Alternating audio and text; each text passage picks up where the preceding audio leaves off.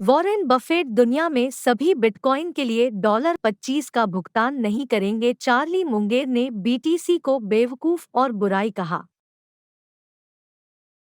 Germany crypto निवेशकों के लिए 0% कर दरों के साथ नंबर 1 टैक्स हेवन है।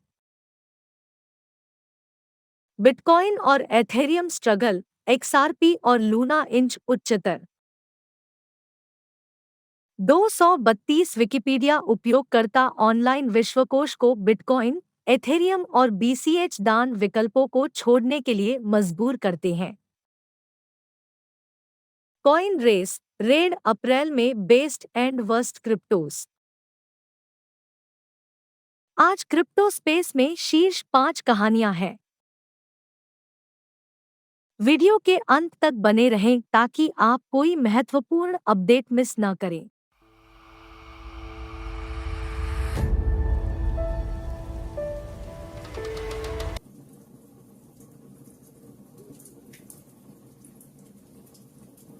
हेलो दोस्तों, मेरा नाम अनीता है। कॉन्स्टिस चैनल में आपका स्वागत है। क्रिप्टो करेंसी समाचार पर प्रतिदिन कम से कम एक वीडियो। हमारे चैनल को सब्सक्राइब करें और जब भी हम नए वीडियो पोस्ट करते हैं तो नियमित सूचनाएं प्राप्त करने के लिए घंटी आइकन दबाएं। वॉरेन बफेट दुनिया में सभी बिटकॉइन के लिए $25 का भुगतान नहीं करेंगे। चार्ली मुंगेर ने बीटीसी को बेवकूफ और बुराई कहा। वॉरेन बफेट बताते हैं कि वह बिटकॉइन क्यों नहीं खरीदेंगे। शनिवार को बर्कशायर हैथवे की वार्षिक शेयरधारकों की बैठक के दौरान वॉरेन बफेट और चार्ली मुंगेर ने बिटकॉइन के बारे में बात की। बफेट बर्कशायर के सीईओ और बोर्ड के अध्यक्ष हैं और मुंगेर उनके दाहिने हाथ हैं। ओमाहा के ओरेकल ने कुछ विस्तार से बताया कि वह बीटीसी क्यों नहीं खरीदेगा।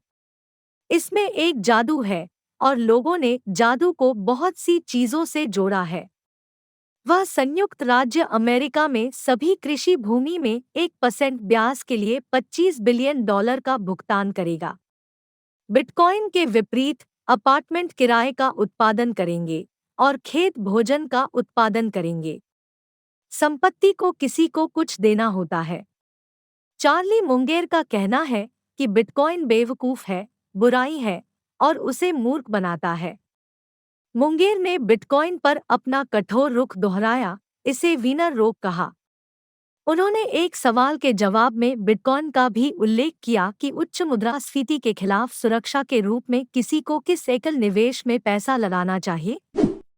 जब आपका अपना सेवानिवृत्ति खाता हो और आपका मित्र सलाहकार सुझाव देता है कि आप सारा पैसा बिटकॉइन में डाल दें, तो बस नहीं कहें। जर्मनी क्रिप्टो निवेशकों के लिए 0% कर दरों के साथ नंबर 1 टैक्स हेवन है। जर्मनी ने हाल ही में एक क्रिप्टो फ्रेंडली राष्ट्र होने के लिए समाचार बनाया है, जो नागरिकों को अपनी क्रिप्टो करेंसी रखने के लिए प्रोत्साहित करता है।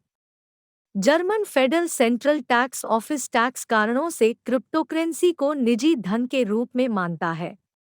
जो कोई भी होल्डिंग टर्म, औपचारिक रूप से सट्टा अवधि के रूप में जाना जाता है, के अंत से पहले अपनी क्रिप्टो करेंसी बेचता है, उसे पूरे लाभ पर पूंजीगत लाभ कर का भुगतान करना होगा।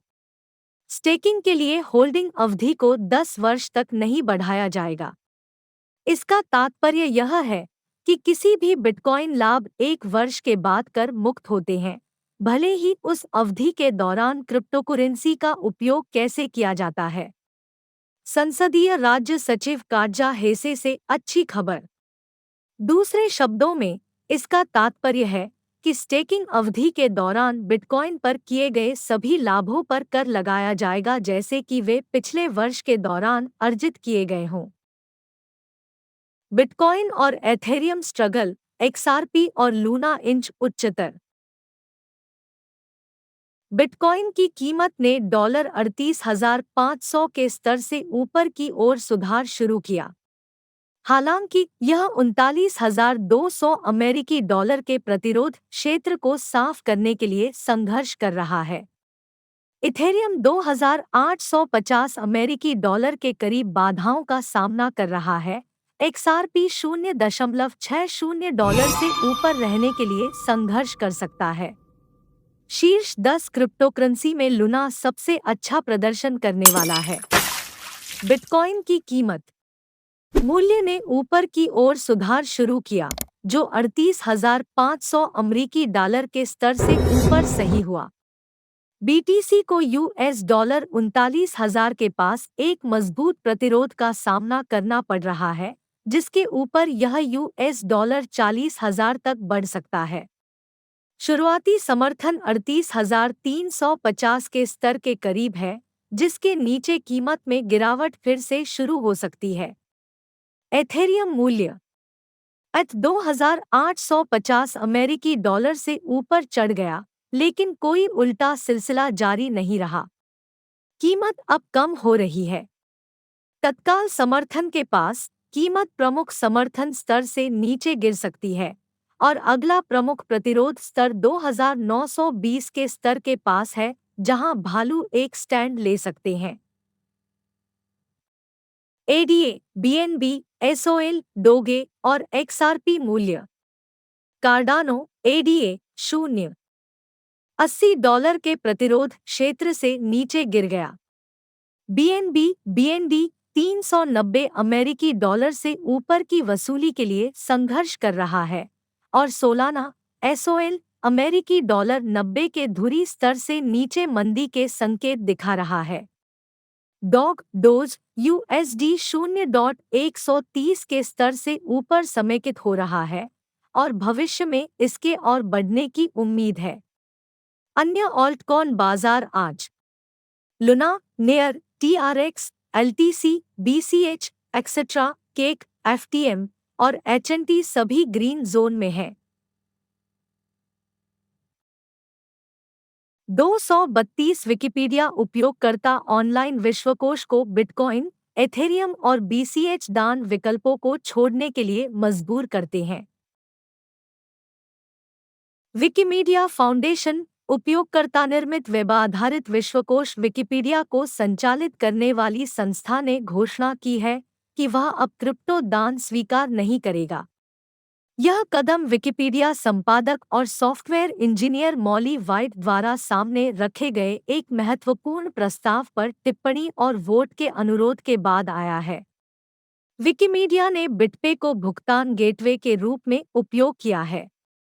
पिछले वित्तीय वर्ष में विकिमीडिया को क्रिप्टो में 350 से कम दाताओं से 130,000 अमेरिकी डॉलर से अधिक का दान प्राप्त हुआ। क्रिप्टोकरेंसी बेहद जोखिम भरा निवेश है, जो विशेष रूप से हाल के दिनों में केवल खुदरा निवेशकों के बीच लोकप्रियता हासिल कर रहा है, और मुझे नहीं लगता कि हमें इस तरह से उनके उपयोग का समर्थन करना चाहिए। उन्हें स्वीकार करते हुए मेरा मानना है कि हम उन निवेशों के उपयोग को मुख्य धारा में ला रहे हैं जो स्वाभाविक रूप से हिंसक है। बिटकॉइन माइनिंग एफिशिएंसी साल में 63% बढ़ी, सस्टेनेबल इलेक्ट्रिसिटी मिक्स 59% उछला। Bitcoin mining council coin race red April में best and worst cryptos. April मई में क्रिप्टो बाजार के लिए एक कठिन समय के बाद आखिरकार यहाँ है, और यह करीब से देखने का समय है कि पिछले एक महीने में किन सिक्कों का प्रदर्शन सबसे खराब और सबसे अच्छा रहा और किन लोगों ने सबसे अच्छा प्रदर्शन किया और अप्रैल में सबसे खराब। अप्रैल में शीर्ष 10 सिक्के। BNB, जिसे पहले बिनेंस कॉइन के नाम से जाना जाता था, सबसे कम गिर गया, 13% गिर गया। इथेरियम और बिटकॉइन क्रमशः 17% और 18% के नुकसान के साथ सबसे मजबूत प्रदर्शन करने वाले थे। कार्डानो, दूसरा सर्वश्रेष्ठ प्रदर्शन करने वाला, अप्रैल में 36% गिर गया। अप्रैल में शीर्ष 50 में से सर्वश्रेष्ठ केवल 2 सिक्कों ने कमाया लाभ। मोनेरो, XMR, स्टेप, GMT, जिसे ग्रीन मेटावर्स टोकन के रूप में भी जाना जाता है। दोनों का सबसे मजबूत प्रदर्शन GMT का रहा, जो 62% बढ़ा। XMR अप्रैल में 3% बढ़ा। अप्रैल में शीर्ष 50 से सबसे खराब। आभासी दुनिया डिसेंट्रलैंड में इस्तेमाल किया जाने वाला टोकन मना अप्रैल में 47% गिरा और अब पिछले साल नवंबर में 5.9 अमेरिकी डॉलर के अपने उच्चतम स्तर से लगभग 75% गिर गया है। मेटावर्स श्रेणी में एक और सिक्का जो पिछले महीने भी मुश्किल से गिरा था, वह था सैंडबॉक्स। सैंड 45% गिरना। पिछले महीने हुए नुकसान में पिछले महीने लगभग 44% की समान गिरावट आई थी, जिससे सैंड को 77% नीचे भेज दिया गया था। शीर्ष 100 में से विजेता और हारे।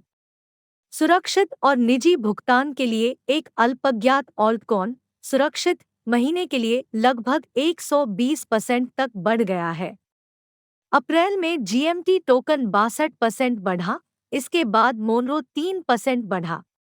वेव्स, इसी नाम के स्मार्ट कॉन्ट्रैक्ट प्लेटफॉर्म का मूल टोकन अप्रैल के दौरान 76% गिर गया। देखने के लिए धन्यवाद। अगर आपको सामग्री पसंद है तो लाइक बटन को तोड़ें और इस वीडियो को अपने दोस्तों के साथ साझा करें।